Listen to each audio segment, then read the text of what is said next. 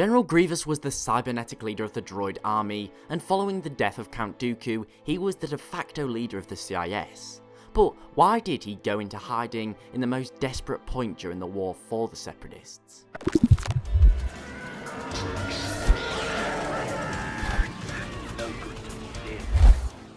Hello there. General Kenobi! Now, we need to first understand why Grievous did what he did. Going to Utapau was a tactical move. It was secure and not officially tied to the war. The CIS had secretly infiltrated and taken over the world without the Republic finding out. For this reason, it made a very inconspicuous hiding place for General Grievous. He was able to meet with the Separatist Council and attempt to find a way to salvage a victory from the war. However, it was a mistake. And realistically, I believe that it was one that Sidious had planned the entire time.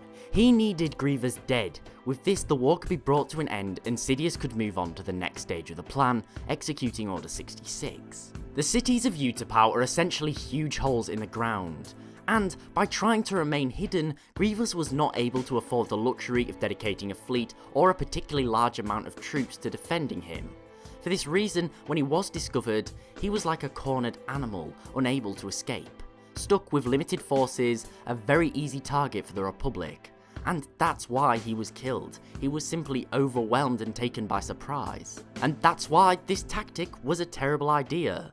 A tactic like this may have worked for someone like Dooku, who had always valued subtlety and patience, but Grievous is the exact opposite. Whilst someone like Dooku would have convinced the residents to give him sanctuary from the Republic, Grievous is too militant. He takes what he wants and doesn't ask questions. He simply takes the city, holds the residents hostage, and that's why they betrayed him and why he was captured. We see time after time, in almost all the battles that he's involved in, Grievous is the aggressor. He attacks, and it's in this momentum that he as a commander shines. It's why he was never really put in control of defensive missions such as blockades. Grievous was a brawler, and this is why him going into hiding was a terrible idea.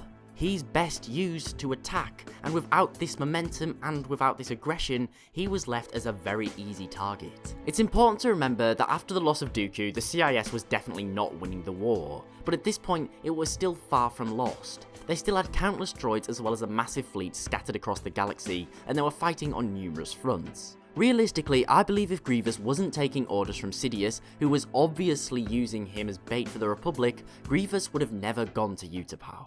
He would have sent the Council to Mustafar or another fortress to wait out the remainder of the war. They would act as a financial support. Meanwhile, Grievous would rendezvous with the bulk of the CIS military and begin a series of offensive strikes across the galaxy. Again, he's going to do what he's good at. He's going to be militant and he's going to be aggressive.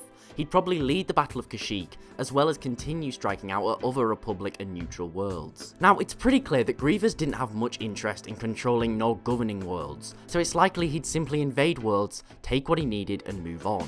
Now, with Grievous consistently having the Separatist forces attack the Republic, it would create a wave of momentum.